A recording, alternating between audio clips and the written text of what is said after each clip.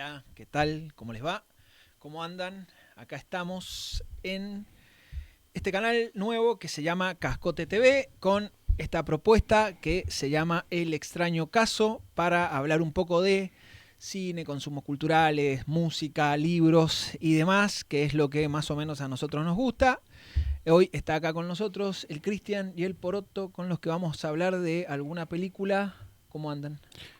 Yo muy bien, muy Ah, contento de estar con ustedes sí. dos, de tener una excusa para ver películas, para pensar, para leer, y bueno, para ver qué aristas tienen estos consumos culturales que nos gustan y espero que tengamos varios programas Sí, y la pasemos bien. sí. Bien, bien, Juan. Contento también, que siempre hablamos cuando nos vemos de peli y todo eso, Claro. pero es hablar entre nosotros y bueno, que no Bueno, pase nada. vamos a ver qué sale, digamos. Dale. La propuesta de esta iniciativa que es Cascote TV es tratar de poder difundir algunos hacedores culturales de la provincia de Mendoza, pero también poder pensar algunas cuestiones que pasan en la cultura mainstream dentro de la provincia de Mendoza con un montón de capacidades intelectuales, culturales que tiene la misma provincia. Digo, para eso está este espacio, es un espacio abierto donde vamos a tener generalmente algunos invitados para poder hablar de esto que veníamos diciendo, algunas pelis, algunos libros, algunas series también puede ser, digamos, yo no soy tan afecto, ustedes sí, ¿no? ¿A ustedes les Sí, gusta a un mí me poco gusta más? ver series. No, a mí no me gusta. Yo A mí soy de ver series, No, sí. yo no me las aguanto. No me aguanto las cosas que no terminan, digamos, necesito que ahí.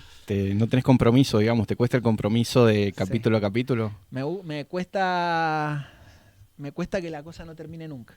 Me parece que el ciclo infinito es imposible. Me dicen, tiene 2 temporadas, nada. Tiene final abierto, estoy harto de los finales abiertos. Me gustan que las cosas empiecen y terminen, digo.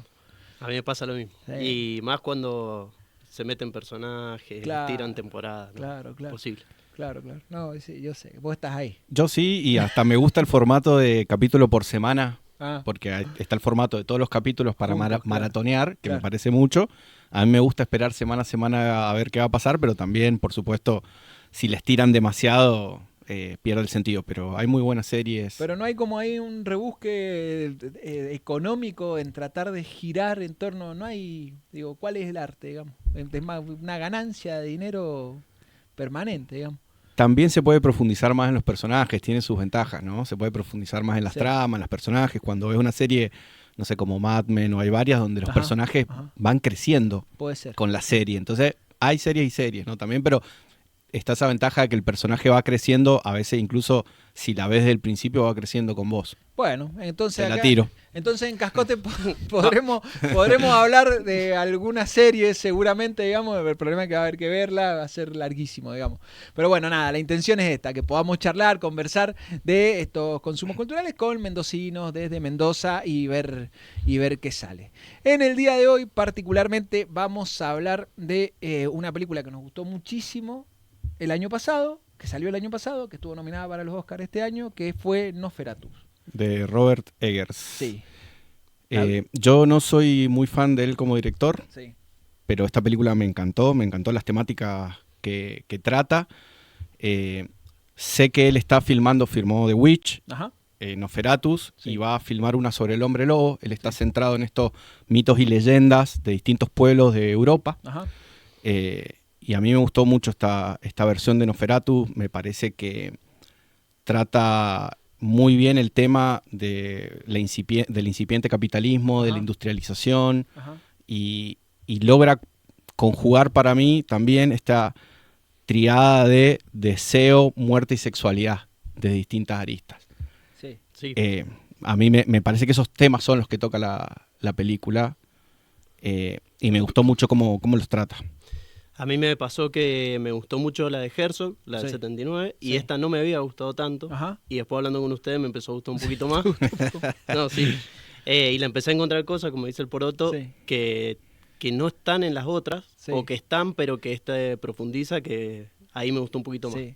Robert Eggers tiene 4 pelis nada más, digamos, se dedica principalmente al terror. La Bruja es como la más de terror que tiene. A mí me gustó muchísimo El Faro, digamos, que es la única que me ha gustado muchísimo. Esta no sé si me gustó tanto.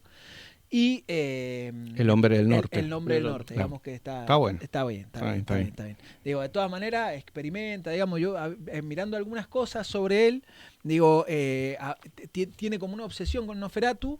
Digo, había sido lo primero que había dirigido cuando era joven en la escuela secundaria y qué sé yo, cosa que me parece que está piola, porque la obsesión sobre la cuestión mítica me parece que es por donde vienen las discusiones hoy en el mundo. Y esta particularmente, digo, a mí me gustó la peli, pero no, me parece que la de Herzog del 79 la complementa de una manera perfecta, y cuando más o menos entendés la historia de dónde viene, cómo viene la idea de filmar Nosferatu, porque se llama Nosferatu y demás, me parece que la vuelve muchísimo más interesante. Entonces yo recomendaría que si pudieran ver la triada, digamos, la del 22, la del 79 y esta, me parece que eso completa como el círculo de Nosferatu. Claro, porque a su vez hacen hincapié en cosas distintas, Sí. Pero Totalmente. trata más o menos las mismas temáticas, con hincapié incluso con los nombres de los personajes son distintos. Sí, a mí me parece que ver las tres es muy bueno para complementarlas, pero me gustó mucho la del 2024, me pareció muy dinámica. Sí, está muy bien. ¿La de Morneau, la viste? Sí. ¿Y? Nada, es un clásico, la vi en el cine universidad, Ajá. con música, ¿viste? Yo también fui. Claro, en vivo. Sí. claro. Me la recomendaron a mí, yo no la vi así, obviamente la vi en mi casa, pero me la recomendaron. Me la recomendó una amiga, me dijo hay que verla con música en vivo. Pero creo que la de Herzog le agrega, o sea, no, es una remake, pero le agrega cosas a la de Murnau que son buenísimas. ¿No les pasó? A mí lo que me pasó con la de Herzog, a vos no te pasó, ya sé, pero a mí lo que me pasó con la de Herzog es que me dio miedo de verdad, digamos. O sea, digo, la depresión del Conde Orlok me dio miedo de verdad. La del 22 es difícil que dé miedo, digamos, porque obviamente vivimos en un mundo ontológico radicalmente opuesto al del 22, digamos. Yo me imagino que en el 22 ver a Shrek haciendo de Orlok debe haber sido como muy impactante, y verla ahora parecía casi una comedia la peli, digamos. Sí, Claro, en cambio la del 79 me parece que tenía el impacto de parece que es la primera vez que se filmó, más allá de que sea una remake. En cambio, la del 24 lo que tenía es que nada me iba a sorprender, digamos. A mí lo que me pasó con la de Herzog es que más allá del terror que por ahí está en la de Eggers, como sí. en los efectos, sí. es como la atmósfera que crea, como la parte de la diferencia entre el campo y la ciudad, como está muy marcada. Ajá. El viaje de él hacia el castillo genera ahí, obviamente, y atrás está la música de Popol Vuh, que fue hecha especialmente para esa película. Ajá.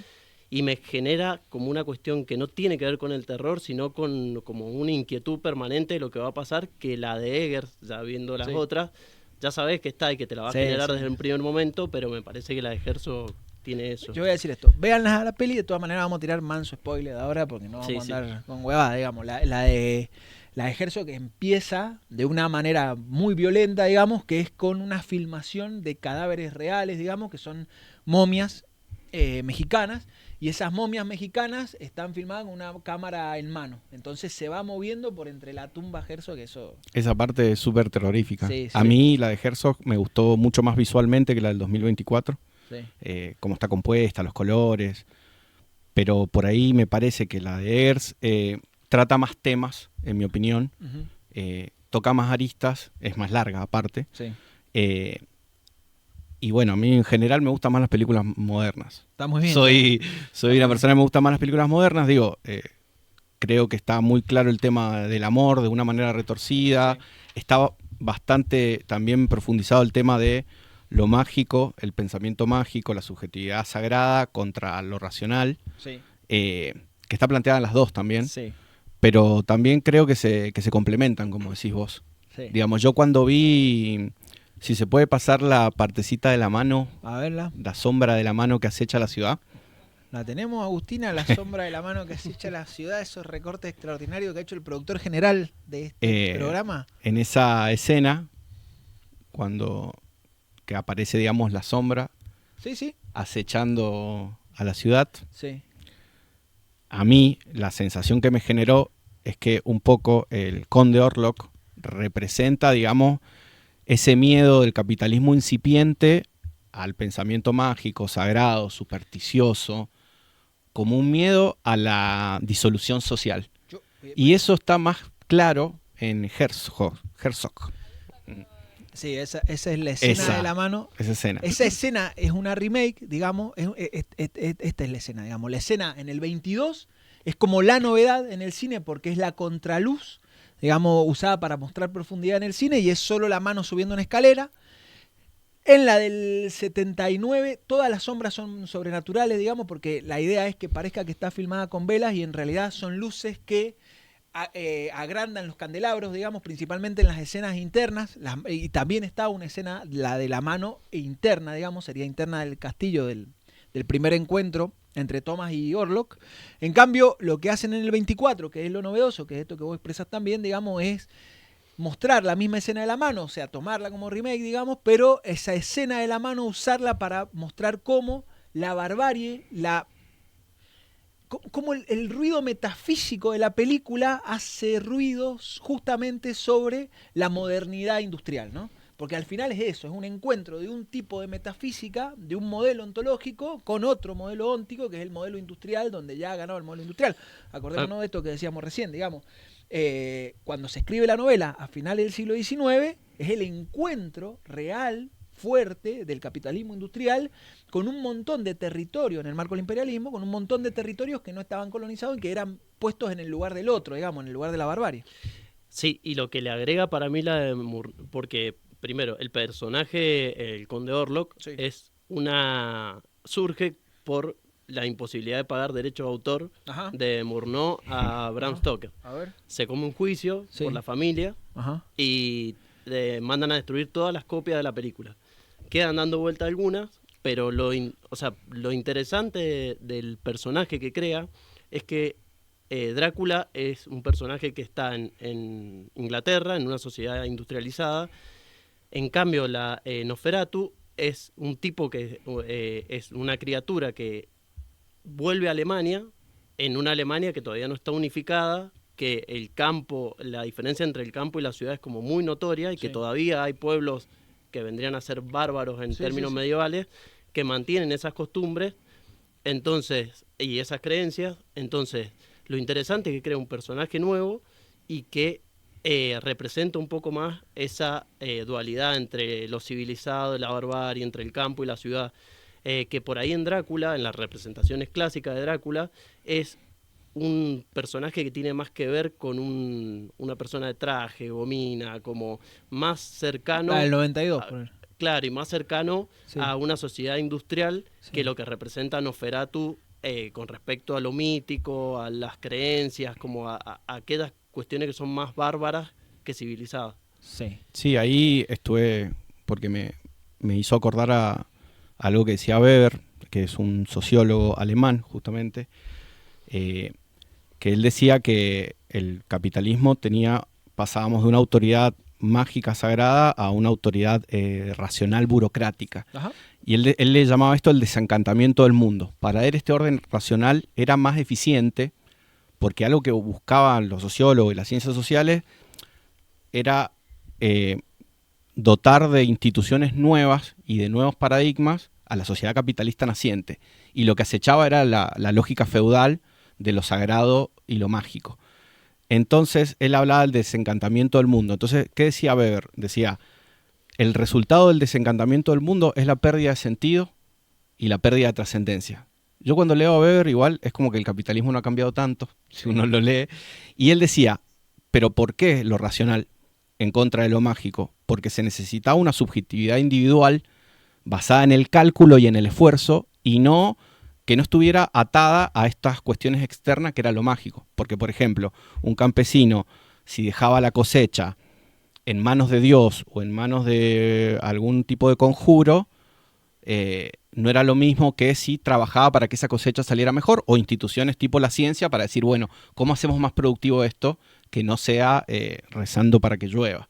Sí. Entonces ese cambio que se veía amenazado en el siglo XIX, digamos, cuando fue escrito la novela, para mí se expresa en esta película y en las dos, en la del 79 y en la de ahora, se expresa muy bien esta dualidad. Y como te digo, lo de la mano de la disolución de la sociedad, si tenemos la escena que sale el chancho, que están todos bailando, ¿no? Hablando de la disolución de la sociedad, esa escena está muy, muy buena.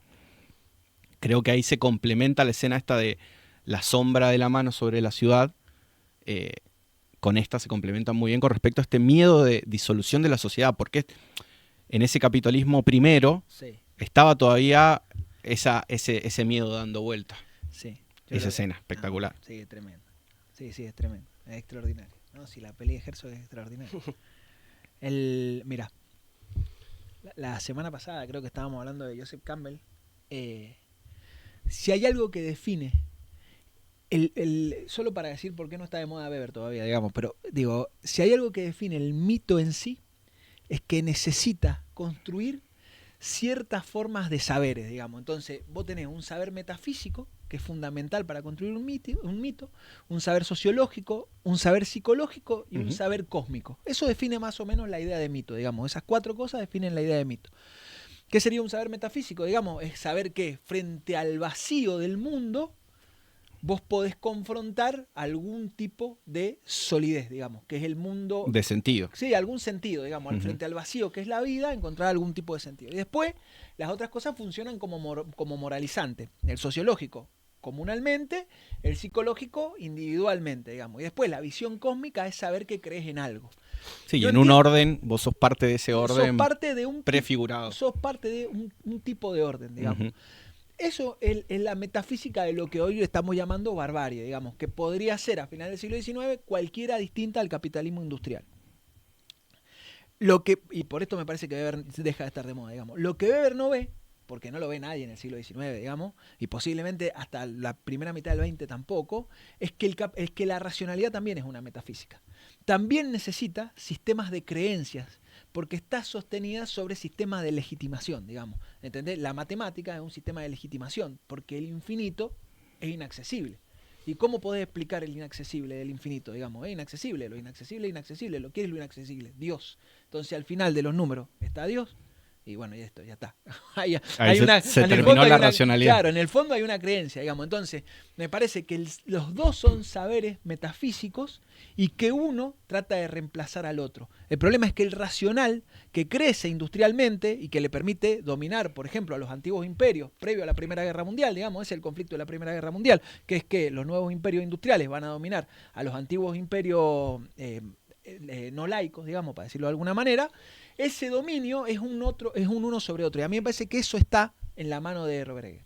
¿Entendés? Ese fantasma metafísico que se asoma sobre la racionalidad industrial, que no se entiende a sí misma como metafísica, sino como la forma de verdad absoluta. Y que está en la secuencia de cuando él va y se encuentra con los gitanos. Claro. Y ellos tienen la fórmula para matar al vampiro. Sí. Y que él lo intenta hacer en el castillo. Sí. Pero ellos, creyendo en ese mito, tenían también la fórmula mística para derrotarlo. Y cuando el vampiro va a la ciudad, es un quilombo. Claro, claro. No hay forma. No hay forma, digamos. Tiene que llamar a Van Helsing. A Van Helsing, sí.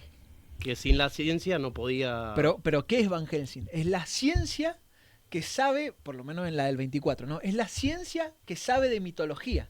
Y así lo definen, digamos. No, bueno, pero le gusta ¿cómo se llama? La alquimia, y lo definen por ahí a Van Helsing. Digo, no alcanza con la ciencia para acabar con este mito. Hay que encontrarle al mito la vuelta del mito, digamos. Hay que encontrarle la verdad, ¿no? En el fondo. Claro, Weber también habla de eso. Sí. Él dice, bueno, en una de las cosas que dice, hay que volver a reencantar el mundo. Claro. Y él afirma que es a través de algún tipo de caudillo, de líder, que esté dotado o que tenga, digamos, esté embuido en la tradición y en la mística. Sí, sí. ¿No?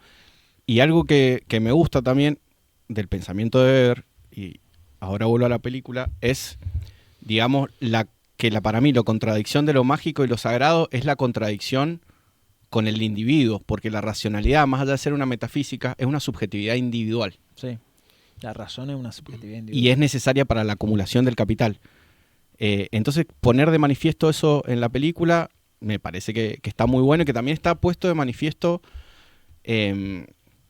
cuando en el personaje de Frederick, que es el que recibe a Ellen, en la última, en la de Robert Eggers, que todo el tiempo no cree, hasta que, bueno, le llega la tragedia por, digamos, pasarse de racional, digamos, de no dar lugar, aunque sea, a pesar de ver muchas pruebas, él sigue negando, a pesar de la evidencia, sigue negando lo mágico hasta que ocurre la tragedia. En un momento dice, yo solo sé de astilleros y de barcos, claro. Y le están diciendo, o sea, esto no tiene nada que ver con la racionalidad. Sí, hasta que le matan a las hijas, claro. Digamos, a las esposas. La escena de las hijas me parece que es la mejor escena de la película del 24. Es más, yo me quedé pensando, ojalá las maten a las hijas, porque si no, no tiene sentido esta película, digamos.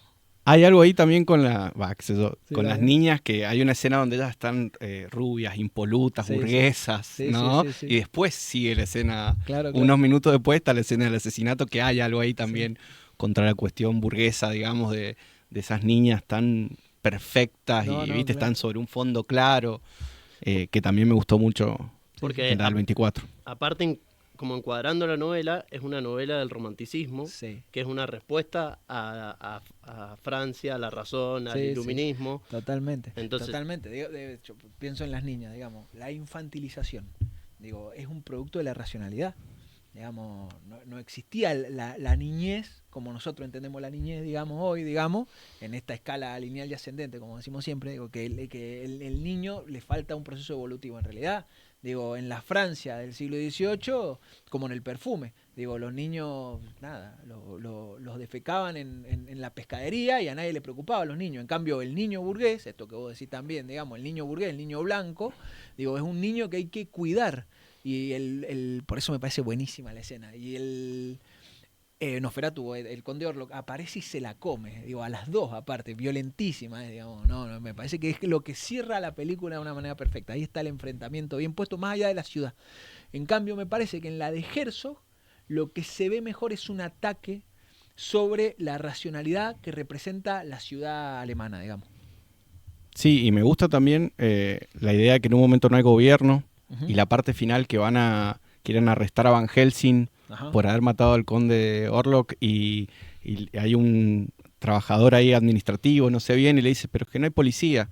El Estado está disuelto, esa parte, digamos, que a partir de la llegada de Nosferatu no queda gobierno, no queda nada.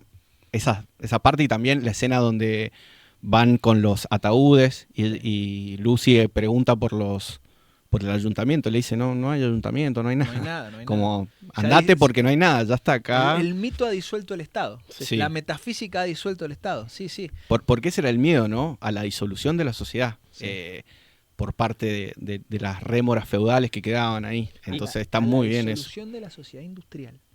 Claro. Pero para ellos era la sociedad, por ende era como la anarquía absoluta, que, como te digo, las ciencias sociales en principio, por eso traigo a Weber, lo que buscaban era ordenar eso que se veía anárquico, porque veían que las instituciones feudales no habían sido reemplazadas con otras instituciones igualmente defectivas y sedimentadas, digamos, y ya puestas en marcha. Entonces estaba latente ese miedo, que por supuesto hoy no existe, de más que... o menos, porque hay instituciones feudales que viven con nosotros, digamos, porque la cuestión es en capas, No solo la esclavitud de los ingenios de Ledesma, que es una situación feudal que todavía existe, digamos, sino la Iglesia Católica todavía existe, la justicia, que parece que no, pero en realidad los jueces son vitalicios y hay algo ahí del mundo de nobleza. Claro, hay algo ahí del mundo preburgués que está puesto todavía en lo que nosotros somos. Por eso yo insisto en esto, digamos, me parece que la racionalidad es una forma metafísica en la que todos estamos más o menos de acuerdo, y que sí me parece que lo que es actual es que hoy se pone un poco en cuestión, digamos. Se pone tan en cuestión que los nuevos líderes del mundo revalorizan algunas cuestiones que tienen que ver con la metafísica, digamos. Por ejemplo, los estados nacionales, los nacionalismos, ¿no? Y que incluso desde la oposición a eso también, que es como esta vuelta al catolicismo, que anda dando vueltas, como vuelta al misticismo nuevamente. Hay que volver a creer en algo, digamos. Sí, pero creo que hay una asimilación por parte del capital de todas estas fuerzas místicas. Una asimilación y funcionalización que no existía en el capitalismo y que está muy bien expresada, me parece, en la película. Yo creo que hoy lo sagrado, lo místico, lo sobrenatural está completamente asimilado a la lógica de acumulación del capital.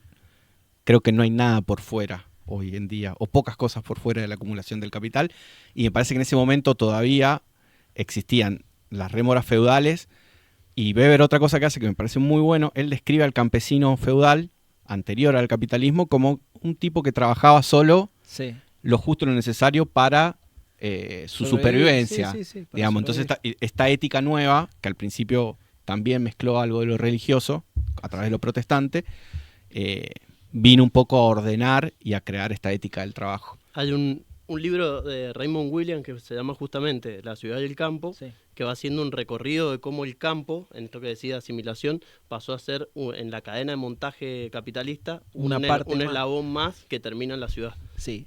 Y que en ese momento eran, en la película o en la novela, eran casi opuestos, o sea, habían lógicas distintas, mitos distintos. Sí, formas de apropiación distintas, digamos. Digo, pero también es verdad que el campo, hasta cierto momento del siglo XX,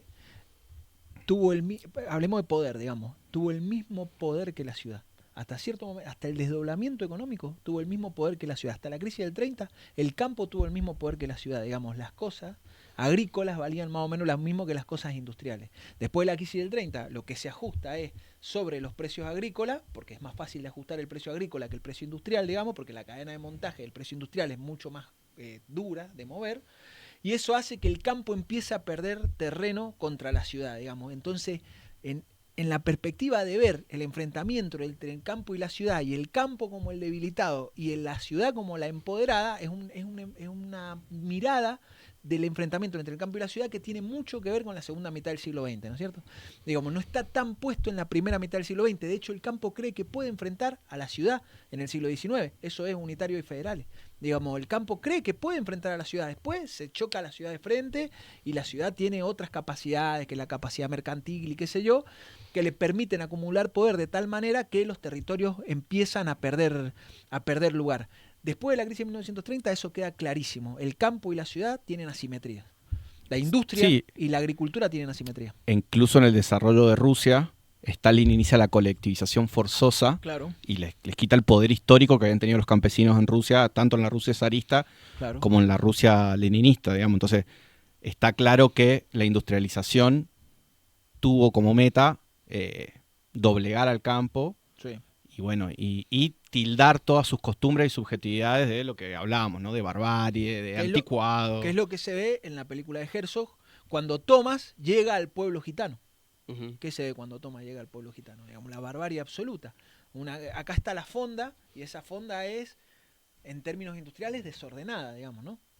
Sí, y aparte Thomas es un ejemplo de ética del trabajo, ¿no? Claro. Porque a él le advierten y le dicen, mirá, va a ser un sacrificio enorme llegar hasta Transilvania o en la del 24 es otro lugar. Sí. Y él está en la mente en acumular más riqueza, ¿no? Dice, yo voy a ir igual. Y cuando va y se enfrenta al terror, dice, no, bueno, yo acá voy a... En la de Herzog, él es incluso aún más soberbio, ¿no? Sí. Como sírvame ya, se les ríe. Sí. Pero es un buen ejemplo de eso, ¿no? Va hasta el final con tal de... Lo único que quiere es parecerse al amigo, casarse, tener familia y hacer la vida que hay que hacer. O sea, de hecho no se puede casar porque no junta la plata necesaria no tiene para... propiedad. Claro. Exacto. Así que es lo que todos quieren, digamos. Y para eso tiene que ir a acceder al campo, digamos, o acceder a la posibilidad de doblegar al vampiro, vamos a decir así. A mí otra cosa que me parece que contrastan fuerte en las dos películas, digamos, es la cuestión de cómo da el miedo, cómo tratan de dar miedo, digamos, cómo tratan de asustar. Por ejemplo, a mí en la película del 24, el único momento que hice así en el cine, digamos, fue un momento que tiene mucho que ver con lo postindustrial, que fue un momento de impacto violento, que es cuando el conde grita. ¿Se entiende? Hay un momento que el conde se da vuelta a la cabeza y grita, que es la aparición del conde, digamos, y ahí me asusté. En cambio, en la de Herzog, lo que me pasó es que toda la primera escena, que sí es una remake de la del 22, digamos, que es cuando se encuentra Thomas con el conde atrás de la puerta, toda la primera escena, que es el cierre del primer acto, digamos, que es el encuentro en la puerta y la cena en la noche, toda esa escena a mí me generó un encuentro con el cuerpo, digamos, distinto a lo que me pasó con la otra peli que la vi en el cine. Sí, a mí me dio un poco de de pena y tristeza, el Conde Orlok del 79, ¿no? Sí, Ese de depresión y de estoy sí. siempre en la repetición, esta idea de muerto vivo, del depresivo, digamos, de vivo pero muerto en esa repetición, me gustó, pero no sé si me dio tanto miedo, pero sí me dio, además sus ojos, ¿viste? Su cara, es como depresión. Sí. Hasta tiene que cargar los cajones manualmente. Tienen que cargar los cajones. Bueno, ahí vamos redondeando. Tienen que cargar los cajones manualmente. Que en la de Air no está, no sabes cómo se sube al barco. No sabes cómo se sube al barco. Sí. Hay 2 o 3 escenas más que me parece que podríamos recorrer, digamos, antes de que nos echen. Primero, sí, cuando cargan los cajones, esa también es una copia de lo del 22, digamos, que está bastante buena, que es el conde cargando solo los cajones al barco. Después el viaje del barco, a mí me parece que está muy bien mostrado en la del 79, a vos parece que no te gustó tanto, digamos. Normalito. La del 22 y el 79, más o menos. Bastante normalito. Un viaje que va, bueno. Pero sí la llegada del barco, en la de Herzog, me parece que es extraordinaria. Sí. Pega llega la madrugada el barco contra una pared de un canal, me parece genial. Y después, bueno, las ratas que trae la peste, que es el que trae la peste, como decía Cristian recién, digamos, las ratas que traen la peste, en la de Herzog me parece que son geniales, ¿no? Sí, y hay un dejo triste también en las personas que están esperando. Creo que en la mayoría de los personajes de Herzog hay un dejo triste en la mayoría de los personajes. Sí. Está sobrevolando la depresión y eso está bueno, está como todo muy apagado así. Sí, pero me gustaron mucho los diálogos de la del 2024. Me has dicho. Y toda su reflexión, tal vez para otro programa, pero sobre el deseo, sobre la muerte, sobre la sexualidad. Ajá. Y que pone énfasis en el personaje femenino, digamos. Sí. Eso me gusta mucho de la del 2024. Sí. Digamos, y en el amor entre ellos dos. Claro. A mí me parte la cabeza Klaus Kinski. El actor de la del 79 me encanta. Me parece que es un loco genial, digamos, que está de verdad loco. Aparte tiene toda una historia con Herzog. Se ha tratado de matar con Herzog un par de veces, digamos. Claro. Se han tratado de Muy buenos amigos, se desconocieron. No, bueno, el Herzog, cuando se muere Kinski, escribe un libro, hace un documental, y escribe un libro que se llama Mi íntimo enemigo, digamos, mi íntimo enemigo, creo que se llama el libro, digamos, que cuenta la historia de la relación entre ellos dos, y tiene eso mucho documentado en cuando filman Fiscarraldo. Inútil. Aguirre no, cuando filman Fiscarraldo. Claro.